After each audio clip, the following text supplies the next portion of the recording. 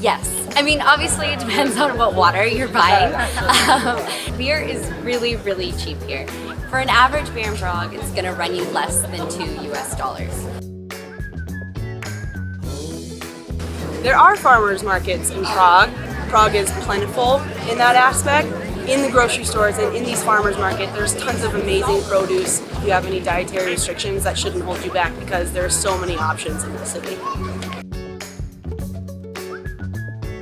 Don't stress about it too much. The thing is that they will help. If you show up and do what you got to do, they will give you the tools and resources necessary to be able to finish what you need to do. I'd say the top one I'd recommend is Karlovy Vary. It's absolutely incredible, and it has a very different feel from Prague, which is nice. In the summer, they have a huge film festival, and the city just comes alive. There's also a lot of natural city weekend breaks that you can do from Czech Republic. Up in the north, near Poland, you have Snežka. I would also recommend, obviously, Český Krumlov. You've got Vienna, 3 hours away, Bratislava. You've got Dresden in the north. You've got Krakow, Stuttgart, Frankfurt, Munich, that are all really easy to get to in Germany as well. And then of course you can get really cheap flights out of Prague. I've done weekends in Copenhagen, London, Italy, Slovenia, Slovakia. Yeah, we've got lots of options. All my friends at the Language House, of course. Not only those in the Language House, I teach a lot of one-on-one lessons, and I think that's a great way to get plugged in because you can really meet locals and you can talk to them in English and share stories and laughter and knowledge with each other. And I think just by teaching them English, we've become more than teacher and student, we've become friends. I got really big into the music community here, so I teach English in the days and I play music at bars at night. I'm a drummer, and so I am in 3 bands, and I've done everything from doing acting in short films, doing some shoots. Basically, Prague, anything is possible. I would have to say rent, which isn't bad at all. It's probably $300 to $400 a month. Once you start making money, you don't have to worry about it because a lot of your expenses will be paid for. What you do is you can go in without an appointment actually, sign in, tell them what you need, give them your insurance card, and you can go in and you can get attention as well as prescriptions, whatever you need to fix the problem, and it's all completely covered by your insurance. You can bring an animal. Prague is a very pet-friendly city. There are some steps that you do need to take if you want to bring your cat or dog. I brought my cat with me, and it was definitely a process. But if you're a cat lover or dog lover like me, then 100% it's worth it. And if you plan ahead of time, it's really not that big of a pain. Yeah, absolutely. Everyone was helpful. Everyone really got me involved, got me going. The course was great for teaching and for meeting people. I would recommend going through a real estate agent because you know that the place is safe and they're not going to rip you off, and the landlords are really nice. And they will sign your form for the visa. Basically, to sign up to register for your taxes, once you have your visa and your Živnostenský list, you're going to get a letter in the mail that has your ID number that's connected to the state taxes. And it also will have the bank account number and the variable symbols for you. Once you have that, it'll also have the price that you need to pay every month. It's about $100 a month.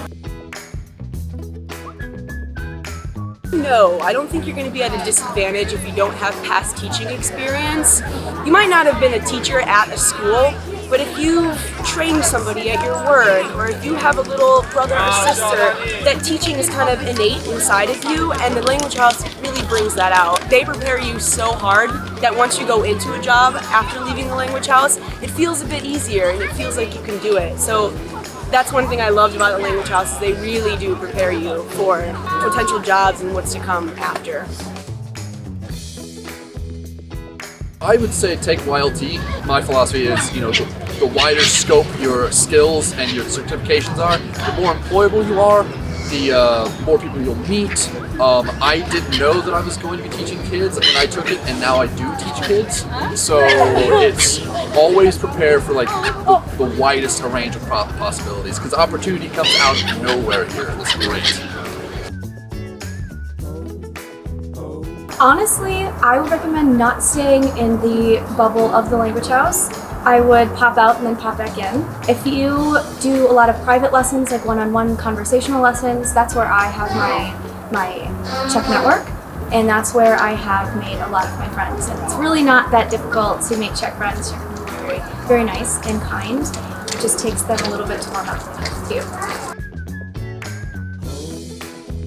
It gave me a sense of pride and a sense of ownership in my own life, and it has helped me make connections elsewhere that I thought that I wouldn't make from before. It's impacted my life in a really positive way. I think since being here, I mean, it's only been a couple of months, but I can feel myself growing and stepping outside of my comfort zone, and that's so beneficial to myself that I don't think I would have gotten had I just stayed put.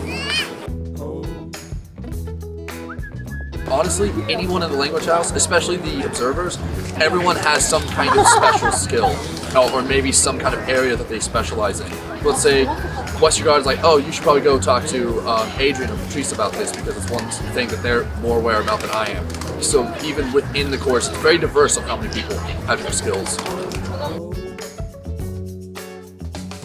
There are so many dogs here in the Czech Republic, and they are very, very well trained. If you go into a cafe, there's dogs in there. You can go anywhere in the Czech Republic, and there will always be a well-trained dog. Graduates can find jobs directly after the course if they want. I graduated in December. I was in the November course, graduated in December, and it was kind of the Christmas time, the New Year's cheer was going on, and so I know myself included, as well as my fellow classmates, it took us a while to kind of get into the grooves. But if you're in money-making mode, I mean, you can easily find jobs and one-on-one lessons. There's jobs in every single corner, every single website. You can find them, especially with a degree from the language house. It's a really reputable place and company and certification. And so once you have that, there's really no stopping you from getting any job whenever you want, truly.